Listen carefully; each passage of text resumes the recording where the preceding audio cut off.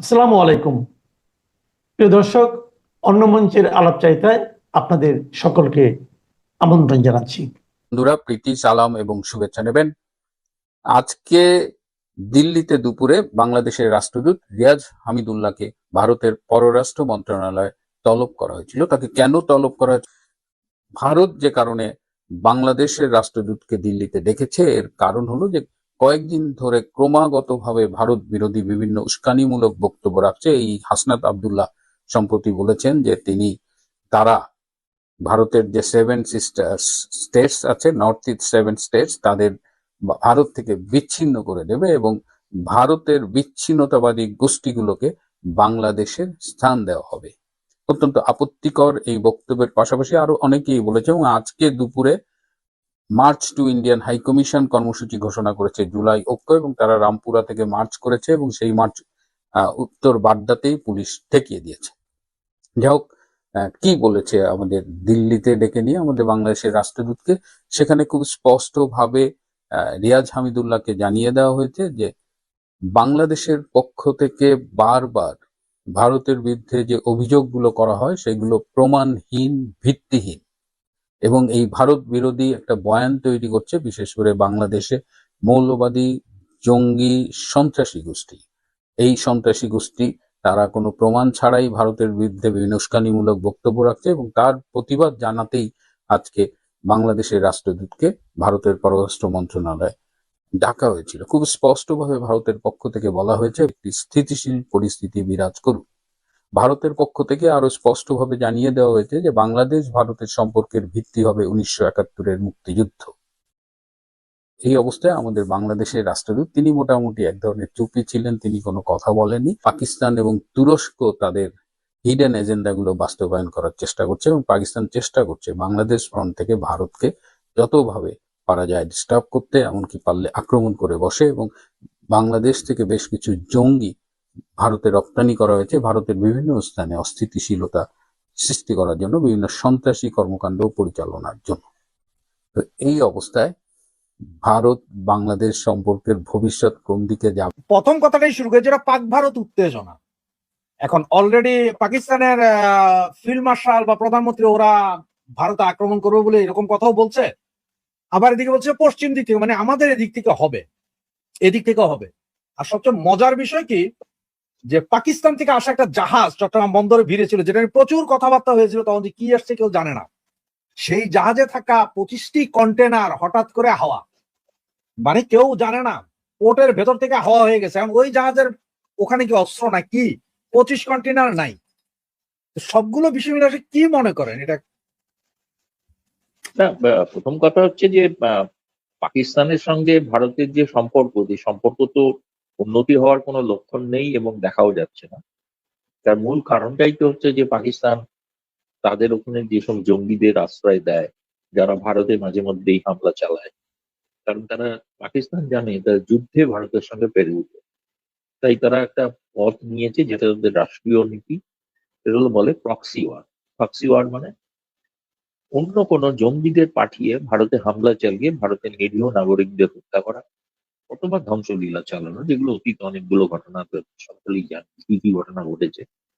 এবং সর্বশেষ হলো পেহেলগাঁও যে হত্যাকাণ্ড ঘটেছিল।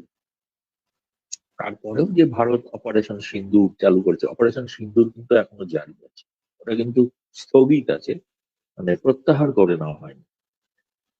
ফলে পাকিস্তান যদি সেরকম কোনো মনে করে কোনো যদি অ্যাডভেঞ্চার যেটাই বলি অযথা করতে চায়, তাহলে তার সমুচিত জবাব পাবে ভারতের থেকে। ভারতের যদি গোড়া থেকে ইতিহাস দেখা যায় পাকিস্তানের সঙ্গে, পাকিস্তান এমন কোনো যুদ্ধ নেই যে যুদ্ধে তারা পরাজিত হয়।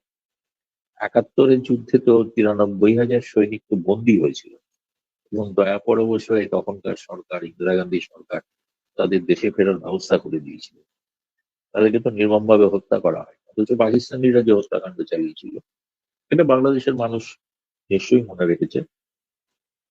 ফলে আমি বলছি পাকিস্তানের থেকে যে উত্তেজনা, পাকিস্তানের একটা বড় সমস্যা হচ্ছে যে তাদের যখন মানে আভ্যন্তরীণ রাজনৈতিকে অনেক জটিলতা দেখা যায় বা অস্থিরতা তৈরি হয়, রাজনৈতিক অস্থিরতা, তখন গোটা পাকিস্তানের জনসাধারণের দৃষ্টি ঘুরিয়ে দেওয়ার জন্য ভারতকে থেকে তারা ভারত দ্বারা আক্রান্ত, ভারত হুমকি দিচ্ছে, এসব বলে তারা পাল্টা একটা প্রস্তুতি করে জাতীয়তাবাদ, উগ্র জাতীয়তাবাদ জাগানোর একটা চেষ্টা করে, কিন্তু এটা প্রতিবারই ব্যর্থ হয়েছে। আমি নিজে বহুবার কিন্তু পাকিস্তান গেছি, যাইনি তা নয়, অতীতে গেছি, অনেকবার গেছি। পাকিস্তানের সাধারণ মানুষ কিন্তু, তারা কিন্তু ভারতের প্রতি সম্পর্ক রাখতে আগ্রহী, এবং তারা অত্যন্ত, আমি মনে হয়েছে তারা মনে করেছেন যে তাদের যে রাজনৈতিক নেতৃত্ব, তাদের ভুলের কারণে এই সম্পর্কটা তৈরি হচ্ছে। ফলে পাকিস্তানের সাধারণ মানুষ, তারা কিন্তু, আমি এমন কথাও বলতে পারি, আমার বলতে খারাপ লাগবে না, সেটা হচ্ছে যে বাংলাদেশে গিয়েও একটা সময় দেখেছি যখন উগ্র ভারত বিরোধিতা সাধারণ মানুষের মধ্য থেকেও তৈরি হয়েছিল, সাধারণ বা যারা যারা প্রভাবিত উগ্র মতবাদ, পাকিস্তানে কিন্তু আমি এমন কোনো মানুষ, আমরা যাদের সঙ্গে মিশেছি, কথা বলেছি, বাজারে গেছি, তারা আমাদের অতিথি হিসেবে আপ্যায়ন করেছে।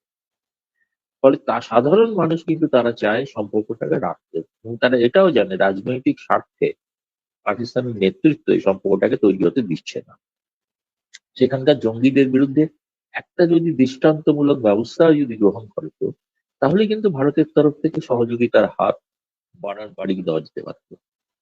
কিন্তু সেটা তাদের দিক থেকে কোনো লক্ষ্য না। আপনি যে কথা বলছেন রাশেদ সাহেব, যে তারা আবার হুমকি দিচ্ছে, স্বাভাবিক, তাদের দিতেই পারে, কিন্তু মূল কারণটা হচ্ছে তাদের নিজস্ব আর অর্থনৈতিক সংকট, তাদের রাজনৈতিক সংকট, তাদের ওখানে কখন কি পালাবদল ঘটে যায় কেউ জানে না।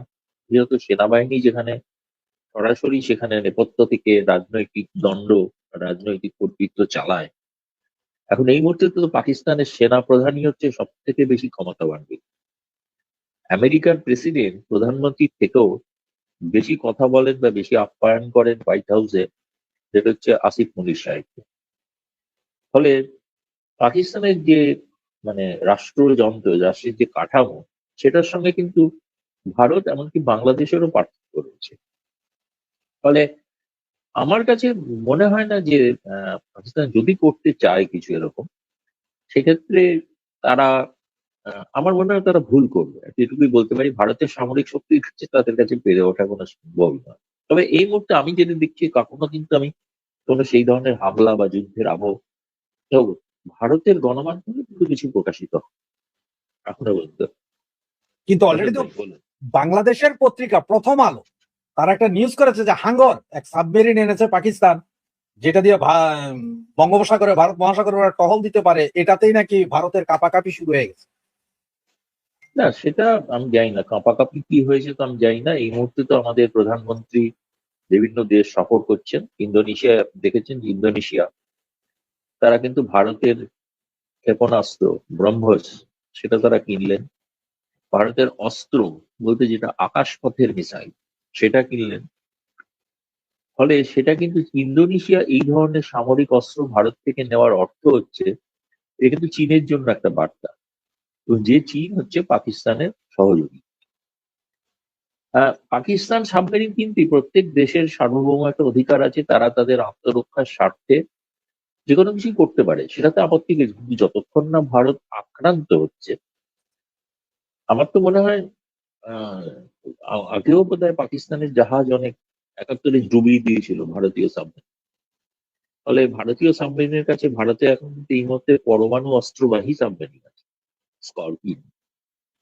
তার খবর যদি তারা রাখেন, তো আমার ধারণা, আপনি যে সংবাদ মাধ্যমের কথা বলছেন, যারা, আশা করি তারা অনেক, আমিও মনে করি অনেকে তাদের মধ্যে নিয়মিত খোঁজ খবর রাখেন, পড়াশোনা করেন, তারা অনভিজ্ঞতা না, তারা জানেন যে ভারতের যে স্করপিন সাবমেরিন, তার ক্ষমতা কি, তার কি করতে পারে। ফলে বঙ্গোপসাগরে চাইলেই যে পাকিস্তানের সাবমেরিন এসে ঘুরে বেড়াবে, সেটা এখানে ভারত সেটা চুপচাপ দেখবে, আমার মনে হয় পাকিস্তানকে, আমার মনে হয় সেটা চেষ্টা করা উচিত একবার। আমি স্বাগত জানাচ্ছি পাকিস্তান ওই সাবমেরিনটি নিয়ে একবার বঙ্গোপসাগরে আসুক, তারপরে দেখুন কি জবাব তারা পায়। ওটা কিন্তু ডুবে যাবে, খরচাটা অযৌক্তিক চলে যাবে, কারণ পাকিস্তানের জনতার ট্যাক্স পেয়ারের টাকায় ওইটা কেনা হয়েছে। ফলে তাদের আর্থিক সংকট বাড়বে, ভবিষ্যতে আবার একটা সাবমেরিন কিনতে হবে। এখন তাদের এই যে চায়নার রেজিস্ট্রেশন কৃত সেই জাহাজ, যে জাহাজ পাকিস্তান থেকে হয়ে বাংলাদেশে এসছে, সেই 25 কন্টেনার অস্ত্র, অস্ত্র না কি আছে এখনো যদি আমরা জানি না, তবে সবাই সন্দেহ করছে অস্ত্র, কারণ এটা কোনো চেকিং হয়নি। সেই কন্টেনার গুলো গায়েব। এটার সাথে কি আপনার সে এর আগে 10 ট্রাক অস্ত্রের যে চালানটা ধরা খেয়েছিল তেমন কোনো কিছু কি হওয়ার সম্ভাবনা আছে? তা 25টি কন্টেনার না পাওয়ার কারণটা কি? না, রাশেদ ভাই, আপনি যেটা বলছেন সেটা বোধহয় সম্ভবত ঠিক বিএনপি সরকার আসার আগেই ঘটেছে, তাই না? ইউনূসের আমলে। ইউনূসের আমলে, কিন্তু কারণ কন্টেনার ইউনূস হারিয়ে তো গেছে একটা- এখন, গত আচ্ছা, খবরটা কন্টেনার বেরিয়েছে। গুলো, হ্যাঁ, এটা তো আমরা জানি 2001 থেকে 6 যে তার এই খালেদা জিয়ার যে সরকার, সেই সরকার প্রথমে কিন্তু ভারত প্রথম 2 বছর 2.5 বছর বলতে পারেন ভারতের সঙ্গে অত্যন্ত সুসম্পর্ক তৈরি হচ্ছে। এমনকি এতটাই সুসম্পর্ক তৈরি হয়েছিল যে শেখ হাসিনা তখন বিরোধী নেত্রী, তিনি ভারতের বিরুদ্ধে উষ্মা প্রকাশ করেছিলেন। সেটা ভারতের একজন হাই কমিশনার, যিনি সেই সময় দায়িত্বে ছিলেন পিনাক রঞ্জন চক্রবর্তী, তার একটা বইতে তিনি লিখেছেন যে শেখ হাসিনা অত্যন্ত রুষ্ট ছিল যে কেন খালেদা জিয়া সরকারের সঙ্গে ভারত সুসম্পর্ক রাখছে আর। এবং একদিন পস্তাতে হয়, সেটাও শেখ হাসিনা বলেছিল। এবং ঘটনা তারপর থেকে যখন এই চট্টগ্রাম অস্ত্র ঘটনা ঘটলো, যে এতগুলো ট্রাক ধরা পড়লো, এত কিছু ঘটলো, এবং তারপর থেকেই ভারতের সঙ্গে সম্পর্ক অনেকটা এবং চীনের সঙ্গে সম্পর্ক যেভাবে দৃঢ় করতে চাইছিল সেই সময়কার খালেদা জিয়া সরকার, বিএনপি বরাবরই কিন্তু চীনের প্রতি অনেক বেশি অনুরক্ত, এটা ঘটনা। সেটা জিয়াউর রহমানের সময় থেকেই। জিয়াউর রহমান যখন সার্ক তৈরি করেছিলেন, তারপর তিনি কিন্তু প্রথম প্রস্তাব দিয়েছিলেন যে চীনকে সার্কের অবজারভার স্ট্যাটাস দেওয়া হোক, এবং যেটা ঘটেও ছিল, হয়েও ছিল, হয়নি না। তারপরে চীনের সঙ্গে কূটনৈতিক সম্পর্ক স্থাপন করা, সেই কূটনৈতিক সম্পর্কের উদযাপন করা, সেই উৎসতে ডাক টিকিট প্রকাশ করা, তার বিনিময়ে চীন অনেকগুলো উন্নয়নমূলক প্রকল্প তৈরি করে দিয়েছিল ঢাকায়, বুড়িগঙ্গার উপরে সেতু তৈরি করা শুরু করে। তো এখন যেটা বলছেন আপনি, এই ঘটনা সেই সময়কার ঘটনার সঙ্গে এই কয়েকদিন আগে আহ বাংলাদেশের একদল সাংবাদিক ভারত সফর করে গিয়েছিল। তারা ভারতের অনেক পররাষ্ট্র মন্ত্রণালয়ের কর্মকর্তাদের সঙ্গে তাদের বৈঠকও হয়েছে। সেই বৈঠকে এমনকি কিছু থিঙ্ক ট্যাঙ্কের সঙ্গে বৈঠক হয়েছে, তার মধ্যে কিছু সাবেক হাই কমিশনার ছিলেন। তারা কিন্তু স্পষ্ট ভাষায় বলেছিলেন যে আমরা 2001 থেকে 6 কিন্তু বলি। ফলে 2001-6 ইতিহাস আমরা আশা করব যে তারেক জিয়া সরকার যদি ভিন্ন পথে যাওয়ার চেষ্টা করবেন, হয়তো সে তার যেতে, কিন্তু যেটা বাংলাদেশে সবসময় দেখা যায় যে আওয়ামী লীগ ছাড়া অন্য কোনো সরকার এলে জঙ্গিরা তাদের নিজেদের স্বর্গরাজ্য মনে করে। ফলে জঙ্গিদের জন্য এই ট্রাক যদি কন্টেনার উধাও হয়ে যায়, কন্টেনারে যদি, ধরুন আমি ধরে নিচ্ছি যে অস্ত্র যে নাই থেকে যাই থেকে থাকুক, যে কোনো পণ্যই থেকে, এতকাল ধরে তো কোনো একটা পণ্য ওই কন্টেনারে তো পড়ে থাকবে না, আর বাকিগুলো তো নষ্ট হয়ে যাবে না। চাল ডাল চিনি যদি এসে থাকতো, তাকে তো বার করে নিতে হবে। একটা কন্টেনার, এত বড় কন্টেনার, আমি জানি না যে এত বড় কন্টেনার উধাও হয়ে কিন্তু যাবে কোথায়। ওই কন্টেনার গুলো ছোটখাটো জিনিস না যে বাড়িতে কাঠের তলায় লুকিয়ে রাখা যায়, তাই না? তো কন্টেনার গুলো উধাও হয়ে গেল কোথায়, তাই না? এটা একটা রহস্যের ব্যাপার না। কন্টেনার তো বিশাল আকারে, ধরুন এটা কয়েক টন তাতে সামগ্রী ধরে। 40 ফিটের কন্টেনার প্রতিটা। 40, আপনি এই কন্টেনার গুলো যেখানেই যাক, সেখানকার যে অঞ্চলেই যাক, সেখানকার মানুষ তো দেখতে পাবে, তারা তো জানতে পারবে কি আছে। ফলে আমার মনে হয়েছে হয়তো এটাকে আর একটু তদন্ত করে দেখা দরকার, আর একটু খোঁজ নিয়ে জানা দরকার যে কন্টেনার উধাও বলতে এই ব্যাপারটা ঠিক খুব একটা বুঝতে পারছি না বা বিশ্বাসযোগ্য হচ্ছে না আমার কাছে। কারণ আমি বললাম তো, এই কন্টেনারকে তো ভাঁজ করে, ফোল্ডিং কন্টেনার না যে ভাঁজ করে রেখে দেওয়া যাবে ফোল্ডিং চাতার মতো। কন্টেনার গুলো এত বড় যদি হয়, সেগুলোকে বাড়িতেও কোথাও রাখা সম্ভব না, আমি বাড়ির ছাদেও রাখতে পারবেন। তাহলে কোথায় থাকবে এগুলো? এগুলো একমাত্র রেলের গোডাউনে যেতে পারে। তো রেলের গোডাউন গুলোতে বা কার্গো, যেখানে কার্গো থাকে বিমানের, সেই সব জায়গায় এগুলোকে রাখা হতে পারে। সেটা নিশ্চয়ই ওখানকার বাংলাদেশের সাংবাদিকরা খোঁজ নিয়ে দেখতে পারে। না, আমাদের যদি বাংলাদেশে এখন বেশ কিছু কার্গো সেল কোম্পানি আছে, শত শত। ওদের বিশাল বিশাল জায়গা আছে ওখানে। কার কন্টেনার কি কন্টেনার মানে ওরাই খোলে, ওরা বিক্রি করে, ইয়ে করে, এই কাজও অনেক কন্টেনার যায়। কোথায় আছে আসলে এটা জানা, আপনি ঠিকই বললেন। কি হয় দাদা, এখন আপনার সাথে বিষয়টা নিয়ে এর আগেও কথা হয়েছিল, তবে একটা নতুন বিষয় যেটা আসছে সেটা হচ্ছে যে ভারতে নিযুক্ত ইসরায়েলের রাষ্ট্রদূত বলেছিল যে বাংলাদেশে হামাস আছে। এই কথাটা বলেছিলেন। গত 3-4 দিন আগে ফাতা ব্রিগেড নামে একটা সংগঠনের 6 জনকে ধরা হয়েছে। মানে ফাতা ব্রিগেড বলতে যে ফাতার জন্য যারা যুদ্ধের ট্রেনিং নেয় এই সমস্ত লোক। এই ধরনের 6 জনকে ধরা হয়েছে। তার মধ্যে একজন হচ্ছেন যে এনসিপির কেন্দ্রীয় কমিটির বড় নেতা, তাকে আবার বহিষ্কার করছে এনসিপি চিরদিনের জন্য বলা হচ্ছে। কিন্তু সরকার তো বলছিল যে বাংলাদেশে কোনো জঙ্গি নেই, তাহলে জঙ্গি কার্যক্রমে এই 6 জন গ্রেপ্তার হওয়া, আবার সেটা ফাতা ব্রিগেড হওয়া, আবার সেটা ইসরায়েলের সেই অ্যাম্বাসেডার বলা, বিষয়টাকে কেমন? বিষয়টা তো খুবই উদ্বেগজনক, এ বিষয়ে কোনো সন্দেহ নেই। কারণ 5ই আগস্টের পর বা জুলাইয়ের শেষ দিক থেকে বাংলাদেশের কারাগার থেকে বহু জঙ্গিকে ছেড়ে দেওয়া হয়েছে। কাউকে কাউকে সাদর অভ্যর্থনা জানানো হচ্ছিল সেইসব জঙ্গিদের। ফলে বাংলাদেশে, আমি আগেই বলেছি একটা কথা, যে জঙ্গিরা সবসময় আওয়ামী লীগ ছাড়া অন্য কোনো সরকারের নিজেদের স্বর্গরাজ্য মনে করে। না, কারণ হচ্ছে যে দাদা, সেদিন আমি যখন আপনাকে প্রশ্ন করেছিলাম অ্যাম্বাসেডারের কথা, তখন আপনি বলেছিলেন যে আসলে এটা উনি হয়তো বলছেন, সমর্থক থাকতে পারে, তবে এরকম আছে বিধায় মনে হয় না। এখন কি বলবেন আপনি? এবার তো এখন পুলিশই ধরবে। দেখতে পাচ্ছি, আমি তো ছবি দেখলাম, সেই তাদের পতাকার ছবি দেখলাম, যে টেকনাফের রাস্তায় তাদের দুপাশে টাঙানো হয়েছে। সে পতাকাগুলো কারা টাঙানো, তাই না? এটা তো আমরা সবসময় বলছি উদ্বেগজনক তো ঘটনা বটেই। দ্বিতীয়ত, এই এনসিপি হোক, যে এনসিপি ছাত্রদের তথাকথিত নেতাদের যদি ব্যাকগ্রাউন্ড দেখেন, তার আগে একজন নেতা প্রথম যে কোটা আন্দোলন বিরুদ্ধে আন্দোলন শুরু করেছিল, তার সম্পর্কে ঢাকার প্যালেস্টিনিয়ান রাষ্ট্রদূত প্রকাশ্যে সাংবাদিক বৈঠক করে বলেছিলেন ইনি মোসাদের লোক। মানে ধর্মে মুসলিম, কিন্তু আসলে মোসাদের হয়ে কাজ করে। এবং কাজ করে মানে তারা হচ্ছে গণতান্ত্রিক সরকারকে ব্যতিব্যস্ত করা, উৎখাত করার জন্য কাজ করে। এনসিপি নামক যে দলটি, এটি প্রকারান্তরে একটি জঙ্গিদেরই দল, যে কারণে জামায়াত ইসলামী তাদের ছত্রছায়ায় রাখে আর কি। তাদের খুব খাতির যত্ন করে জামায়াত ইসলামকে। জামায়াত ইসলাম নিজের নামে এলে সরকারই জানতে পারবেন জামায়াত আসি। এরা এনসিপি, এরা একটা অন্য দল, রাজনৈতিক দল। কিন্তু এদের ইন্ডিভিজুয়ালি প্রত্যেকের যদি ব্যক্তিগত ব্যাকগ্রাউন্ড চেক করা যায়, এরকম কাউকে কাউকে পাওয়া যাবে, এমনকি যারা মারাও গিয়েছিল শেখ হাসিনার সময়, অনেকেই শিবির করতো। আচ্ছা, আমি এটা বলতে চাই না যে শিবির করলেই তাকে মেরে ফেলতে হবে, এটা সমর্থন করি। যে অপরাধী হলে অপরাধীর বিচার হবে, সেটা অন্য বিষয়। কিন্তু এই যে ঘটনা, যারা এই এই ধরনের কাজ করছে, এখনো যারা ভারত বিরোধী আন্দোলন, কিন্তু একটা জিনিস আমি বাংলাদেশের মানুষকে অবশ্যই ধন্যবাদ দেব, এবং আমি বলবো তাদের শুভ চেতনার প্রতি আমার যথেষ্ট শ্রদ্ধা রয়েছে। এরা যখন স্লোগান দিয়েছিল যে ভারতে যাওয়ার ভিসা বয়কট করবে, সেই তাদের ডাকে কিন্তু কেউ সাড়া দেয়। প্রথম দিনে 1.5 লক্ষ, তার পরের দিনে 1,60,000, এখন প্রতি দিনে দিনে সংখ্যাটা যা বাড়ছে। আগে আগে যদি আপনি দেখেন, তাহলে দেখবেন যে বাংলাদেশ থেকে ভারতে ভিসা দেওয়া হতো বছরে 16 লক্ষ। আমার এখন আশঙ্কা হচ্ছে 16 দিনে 16 লক্ষ না আবেদন জমা করে গিয়েছে। এত এত ভিসা তো হ্যান্ডেল করাও তো ডিফিকাল্ট। মানে এত তো কর্মচারীও নেই না ভারতের ওখানে। তার মানে প্রায় 1,000 কর্মচারী লাগবে গোটা অ্যাপ্লিকেশন গুলোকে ডিল করতে। তাতে অনেকে হয়তো কেউ পাবেন না, কেউ দেরি হচ্ছে পেতে, তাদের আবার একটা ক্ষোভ তৈরি হয়।